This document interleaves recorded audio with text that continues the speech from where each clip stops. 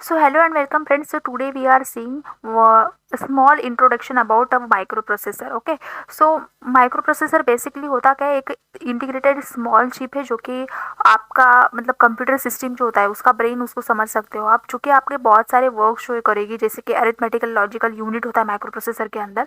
एक it is one of the part of the microprocessor जो क्या करेगा, आपकी जो एडिशन सब्ट्रैक्शन ऐसे जो अरिथमेटिक ऑपरेशंस है या फिर लॉजिकल ऑपरेशन है, जैसे कि एंड ऑपरेशन और ऑपरेशन एक्सऑर ऑपरेशन, इनको परफॉर्म करने के लिए आपके माइक्रो प्रोसेसर के अंदर ALEU अरिथमेटिकल लॉजिकल यूनिट जो है वो फिक्स किया हुआ होता है। सो ऐसे ही बहुत सारे ऑपरेशन जो है पैरेलली करने का काम जो है कौन करता है, माइक्रो प्रोसेसर करता है। तो आपने एक और जो टर्म होता है माइक्रो प्रोसेसर के साथ में वो सुना होगा, हम बोलेंगे micro controller. Okay, so micro controller के अंदर आपने माइक्रो प्रोसेसर के साथ साथ आपने अलग से रैम रोम जैसे कि मेमोरी है उसको यूज़ किया है, इनपुट आउटपुट यूनिट्स है, डिवाइसेस है, उनको ऐड ऑन कर दिया है, प्लस टाइमर को यूज़ कर दिया है। तो जितने भी आपके घर में जो अप्लायंसेस जैसे कि वॉशिंग मशीन है, टीवी है, AC है, रिमोट है, वो सब क्या है, उनके अंदर हमने माइक्रो कंट्रोलर चिप फिट किया हुआ है, जो कि जिसके अंदर माइक्रो प्रोसेसर तो है लेकिन वो माइक्रो प्रोसेसर इतनी हाई पावर का नहीं होता है, मतलब उसको हम स्पेसिफिक टास्क ही उससे परफॉर्म करवा सकते हैं। ठीक है, लेकिन जो कंप्यूटर सिस्टम में या फिर आपके मोबाइल में, लैपटॉप्स में, टैबलेट्स में जो माइक्रो प्रोसेसर यूज़ होता है वो बहुत ही हाई पावर का होता है, उससे हम बहुत मतलब हाई लेवल के ऑपरेशन जो है, वर्क जो है करवा सकते हैं as compare to the microcontroller और microprocessor which are use in your home appliances like washing machine और लैपटॉप्स। सो ये माइक्रो प्रोसेसर का एक जनरल माइक्रो प्रोसेसर और माइक्रो कंट्रोलर का एक मैंने जनरल आपको डिफरेंस बता दिया कि क्या माइक्रो प्रोसेसर होता है और माइक्रो कंट्रोलर। बहुत सारे लोगों को इसमें बहुत कंफ्यूजन हो जाता है। ठीक है, तो माइक्रो प्रोसेसर एक स्मॉल इंटीग्रेटेड चिप है जिसको आप CPU भी बोल सकते हैं, जो आपके कंप्यूटर सिस्टम में यूज़ होता है या फिर आपकी सिस्टम में यूज़ होता है to perform the certain operations. Okay, और माइक्रो कंट्रोलर एक पूरा एक सिस्टम है स्मॉल, जो कि एक स्पेसिफिक टास्क के लिए बनाया जाता है। ठीक है, microprocessor as central processing unit of computers, they perform calculations like calculations means arithmetic जो भी ऑपरेशंस है like addition, subtraction, division, multiplication, वो सब वो परफॉर्म करेगा, प्लस आपके जो लॉजिकल ऑपरेशंस है उसको वो परफॉर्म करेगा। ठीक है, तो it they perform the calculations and execute instructions essential for the system to operate. Okay, तो इसका ही एक डेफिनेशन अगर हमें देखना होगा तो it is a central processing unit that is fabricated on a single integrated chip. Integrated chip मतलब IC। ठीक है, इंटीग्रेटेड सर्किट चिप मीन्स आपका IC हो गया। It act as a brain of computer executing instruction that make up a computer program. Okay, so basic function क्या है इसका, again arithmetic, logical, control and input output device से जो इससे related जो भी ऑपरेशन है वो सब परफॉर्म करना।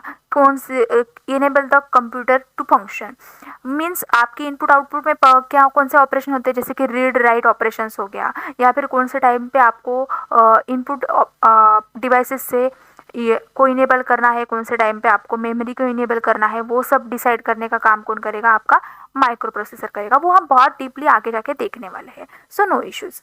नेक्स्ट है आपका माइक्रो प्रोसेसर जो होता है वो देखने में कुछ ऐसा होता है।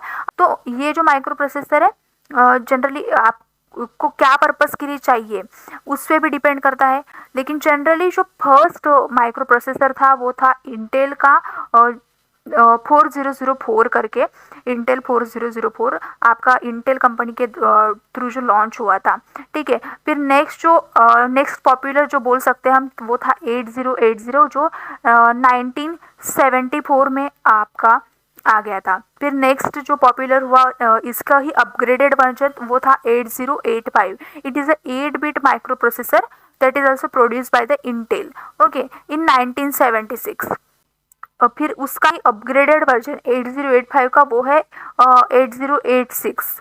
वो है अभी 16-bit माइक्रो प्रोसेसर। अभी ये 8-bit micro processor 16-bit micro processor क्या होता है, तो 8-bit माइक्रो प्रोसेसर मतलब उसमें 8-bit का जो डेटा लाइंस होगी जिसके थ्रू हम डेटा ट्रांसफ़र कर सकते हैं वो लाइंस कितनी है 8-bit की है। मतलब 8-bit का डेटा हम क्या कर सकते हैं कम्युनिकेशन कर सकते हैं, तो इसलिए उसको कहा जाता है 8 बिट माइक्रो प्रोसेसर। फिर जो 8086 आया था वो था आपका 16, वो था नहीं, सॉरी, वो है 16 बिट माइक्रो प्रोसेसर। सो वो क्या है, उसमें 16 बिट का जो है डेटा लाइन्स है, तो उसके लिए इसके लिए उसको बोलते हैं 16 बिट ऑफ माइक्रो प्रोसेसर। ठीक है, आई थिंक सो आपको बेसिक जो है मैंने बता दिया। फिर पहले जो आया था आपका 404 इंटेल का था माइक्रो प्रोसेसर, वो 1971 में आया था। ठीक है, फिर नेक्स्ट उसको ही अपग्रेड करते करते हम लेके आए 4 बिट, 8 बिट, 16 बिट और 32 bit micro processor, 64 bit micro processor. ठीक है, वहाँ से हमने स्टार्ट किया था। अभी हम 64 बिट माइक्रो प्रोसेसर, अभी अपग्रेडेड होके और भी अच्छे माइक्रो प्रोसेसर आएंगे। तो ये क्या है, अपना अपने जितना अपडेट उसको किया है उससे क्या हुआ, उसका जो प्रोसेसिंग स्पीड है वो बढ़ गया, पावर जो कंज्यूम कर रहा था वो पहले वो कम हो गया, मतलब टाइम भी जो उसको प्रोसेसिंग में लग रहा था वो भी कम हो गया, तो उससे ही उसका प्रोसेसिंग स्पीड भी बढ़ गया। तो ये इवेंचुअली हम डेवलपमेंट करते आए वो माइक्रो प्रोसेसर को, और उसको अभी हम अभी हम देखते हैं कि हमारा मोबाइल फोन कितनी स्मार्टली अच्छे से कितने टास्क को एट अ टाइम परफॉर्म कर लेता है। हमारे लैपटॉप्स है, आईपैड्स है, वो सब कितना अच्छे से स्मार्टली स्मूथली चलते हैं एकदम एकदम। पहले जैसे जो कंप्यूटर थे वो बहुत सारा लैगिंग करते थे, अभी उतना वो लैगिंग वाला इशू नहीं आता है। ठीक है, तो हमारा जो डेटा बिट है वो अगर बढ़ गया तो आपका जो मेमोरी है वो भी आपका कैसे होगा, मेमोरी की साइज़ भी इवेंचुअली बढ़ जाती है। मतलब पहले आप 4 GB का रैम यूज़ करते थे, तो अभी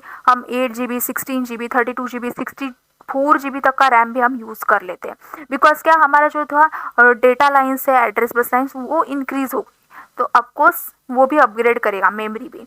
ठीक है, तो माइक्रो प्रोसेसर के कुछ बेसिक पार्ट्स है, जैसे कि अरिथमेटिक और लॉजिकल यूनिट में मैंने पहले ही आपको बताया, जो कि परफॉर्म करेगा आपके अरिथमेटिक और लॉजिकल ऑपरेशंस को। ठीक है, कंट्रोल यूनिट क्या करेगा, कंट्रोल यूनिट बताएगा प्रोसेस ऑपरेशन कब प्रोसेस करना है, कंट्रोल फ्लो करना है, वो सब कंट्रोल करने का काम कौन करेगा, कंट्रोल यूनिट करेगा। मतलब कौन से टाइम पे किसको इनेबल करना है, किसको डिसेबल करना है, वो सब डिसाइड करने का काम कंट्रोल यूनिट के पास है। फिर कैचे मेमोरी है, cache memory it is a small type of memory which frequently वो अपग्रेड होता रहेगा। फिर नेक्स्ट रजिस्टर्स आपके यूज होंगे इसमें, salt storage locations that use temporarily for to holding data for some time to perform that instruction और to locate the address location, वो time के लिए आपका जो है रजिस्टर यूज होगा। रजिस्टर क्या होता है, basically a flip flops which carries the 1 bit of data, उसको ही पैरेलली अगर हम मल्टीपल फ्लिप फ्लॉप्स यूज करेंगे तो आपका बन जाता है रजिस्टर। तो आपके डिपेंड करता है कि आपको कितना बिट ऑफ डेटा कैरी करना है, उतने फ्लिप फ्लॉप आपको लगेंगे। फॉर एग्जाम्पल अगर आपको 8 बिट ऑफ डेटा कैरी करना है इन रजिस्टर, सो आपको 8 फ्लिप फ्लॉप्स पैरेलली लगेंगे। ठीक है, उसमें भी बहुत सारे टाइप्स है, serial in, serial out register, serial in parallel out register, parallel in parallel out, parallel in serial out register. So वो सब भी है, लेकिन आपको पहले यहाँ पे सिर्फ माइक्रो प्रोसेसर वाले टॉपिक पे इतना आप याद रखना है कि रजिस्टर क्या है, आपका डेटा कैरी करने के लिए एक टेम्पररी मेमोरी लोकेशन है। ठीक है, फिर क्लॉक है, क्लॉक पल्स क्या करेगा, क्लॉक पल्स जनरेट करेगा जिसके अकॉर्डिंग आपके जो है ऑपरेशन है वो परफॉर्म होंगे, कंट्रोल होंगे, सिक्वेंशियली आपके जो ऑपरेशन है परफॉर्म होंगे। तो एक तरीके से आपके ऑपरेशन को सिंक्रोनाइज करने का काम कर रहा है क्लॉक कर रहा है। फिर बसेस है, बसेस क्या है करेंगे, आपकी जो एड्रेस लोकेशन है, मेमोरी डेटा है, उसको कंट्रोल सिग्नल भेजने का काम कौन करता है, बसेस कर दिए। तो यहाँ पे हमने पहले ही देखा था कि डेटा बस है, एड्रेस बस है, तो वो सब क्या है, नंबर ऑफ लाइंस है जो कि आपका डेटा और एड्रेस कैरी करेंगे, जो कि अगेन बाइनरी डेटा होगा, यानी कि 0 और 1s वाला डेटा। ओके।